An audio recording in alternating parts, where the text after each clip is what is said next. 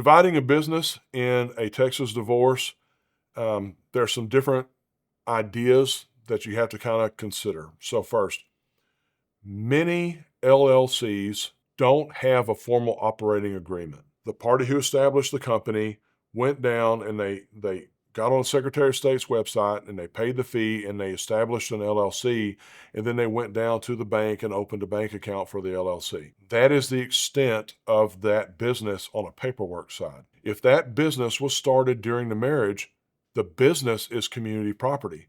So even if the other spouse never had anything to do with that business, they never worked in it, they didn't do the books, they didn't answer phone calls, they didn't produce the product, they still have an equity stake because it's community property. The business is community property if it was started during a marriage. We treat it from a division standpoint in the divorce. We treat it as any other asset. We're going to divide it in a way that is just and right. But oftentimes, what that means is we put the business into one of the spouse's column. What we find often is one very involved spouse and one uninvolved spouse. If we take that business and put it into the uninvolved spouse's column, that spouse doesn't have anything to do with the business, doesn't know how to run it, and it's going to have no value there.